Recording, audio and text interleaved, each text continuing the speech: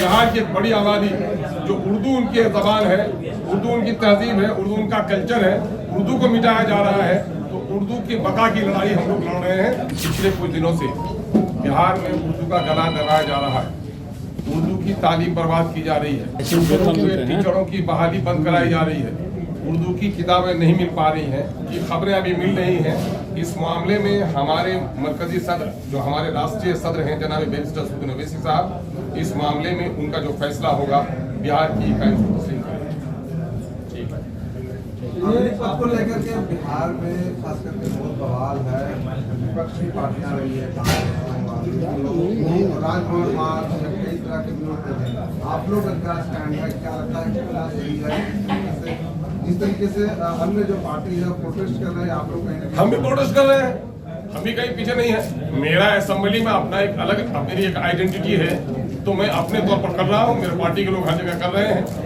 मुल्क भर में दलितों पर, पिछड़ों पर, शोषितों पर या किसी पर जात पात और धर्म से ऊपर उठकर जहाँ भी जुल्म हो रहा है उस पर अगर आवाज कोई पार्टी उठाती है तो उसका नाम मजलिस इत्तेहाद मुस्लिमीन है। भाई मैं कह रहा हूँ कि सेना की जरूरत कोई टेम्पोररी नहीं है, सेना की जरूरत तो हर दिन के लिए है। तो उनकी बहाली ये टेम्पोररी तौर पर करना और फिर मैं समझता हूँ कि 75% नौजवानों को फिर 4 साल के बाद बाहर का रास्ता दिखाना, बंदूक चलाने के लिए उनको सिखा देना और उनके हाथों से बंदूक छीन लेना, उनको रोजगार दे देना, उनको रोजगार से हटा देना, ये मैं समझता हूँ कि न्याय उचित नहीं है। ये आपके विधायक लोग के टूटने की खबर आई थी, कई विधायक दावा कर रहे थे कि कई विधायक। देखिए, अफवाह फैलाना और अफवाह की पैरवी नहीं करनी चाहिए, मैं इसको अफवाह समझता हूँ। और ये बात जान लीजिए कि MIM जो है उसके जो विधायक हैं वो आम पॉलिटिकल पार्टी के वर्करों से जीत कर नहीं आए हैं। दिल्ली में, पंजाब में, गल्फ में, विदेश में रहने वाला गरीब, शोषित, पीड़ित जब बैरिस्टर असदुद्दीन ओवैसी की आवाज सुनता है उसके दिल में बैरिस्टर असदुद्दीन ओवैसी की एक मोहब्बत है और वो चाहता है ये यहाँ को इंसाफ की आवाज उठे। जो पार्टी को धोखा देंगे तो वो जलील होंगे ही, लेकिन ये जो पार्टी तोड़ने की कोशिश करेगी उस पार्टी को भारी कीमत चुकानी पड़ेगी। और हम लोग नहीं समझते हैं कि न हमारे विधायक जाने वाले हैं न किसी पार्टी को तोड़ने की हिम्मत हो सकती है। लेकिन आज का मुद्दा, असल मुद्दा ये है कि बिहार की एक बड़ी आबादी जो उर्दू उनकी जबान है, उर्दू उनकी तहजीब है, उर्दू उनका कल्चर है, उर्दू को मिटाया जा रहा है। तो उर्दू की बका की लड़ाई हम लोग लड़ रहे हैं। उस मामले में मैं समझता हूँ कि जमहूरियत के चौथे स्तंभ आप हैं और आप हक व इंसाफ की लड़ाई लड़ने में हमेशा अग्रसर रहे हैं। देश की आज़ादी हो, इमरजेंसी का मामला हो, मीडिया ने बड़ा रोल अदा किया है। हम समझते हैं कि अपनी गंगा जमनी तहजीब, एक बात मैं कहता हूँ कि गंगा और जमुना जहाँ मिलता है वो संगम है और जमुना सूख जाए तो गंगा की लहरों से पवित्र प्रयाग आपकी प्राप्ति नहीं हो सकती है। हिंदी भी जिंदा रहे, उर्दू भी जिंदा रहे, दूसरी भाषाएं भी जिंदा रहे, किसी भाषा को सरकार मंसूबाबंद तौर पर मिटाने की कोशिश नहीं करे।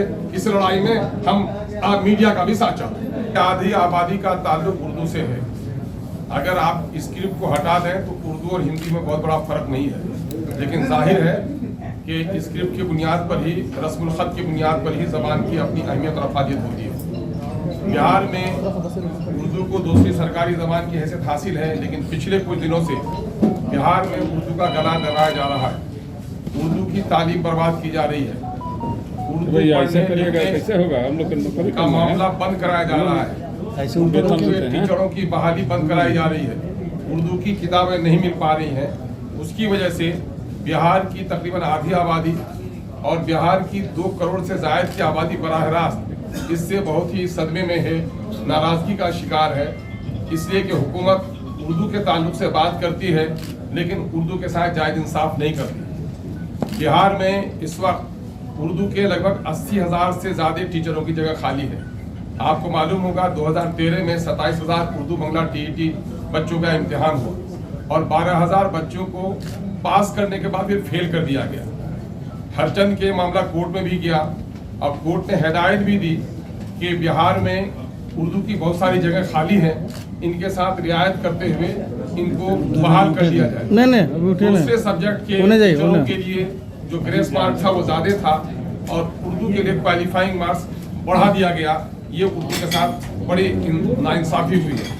अभी हाल के दिनों में उर्दू डायरेक्टरेट के जरिए से 202 उर्दू ट्रांसलेटरों की बहाली होनी थी, लेकिन इसमें भी इन लोगों ने अपने लेटर नंबर 520 12 फरवरी के जरिए से 182 कामयाब उर्दू ट्रांसलेटरों की इन लोगों ने फहरिस्त जारी की, लेकिन बाद को फिर 449 लोगों को और काउंसिलिंग के लिए बुला लिया और बाद को जो फ्रेश इन लोगों ने रिजल्ट दिया है उस रिजल्ट में इन लोगों ने कुछ अगले जुमरे के और कुछ बाद के लोगों को शामिल किया है और एक बड़ी तादाद को खारिज कर दिया गया है लिस्ट से, ये बताए बगैर कि पहली काउंसिलिंग में जिनके कागजात सही पाए गए उनको किस वजह से छाड़ दिया गया है, इसकी कोई वजाहत नहीं की गई है।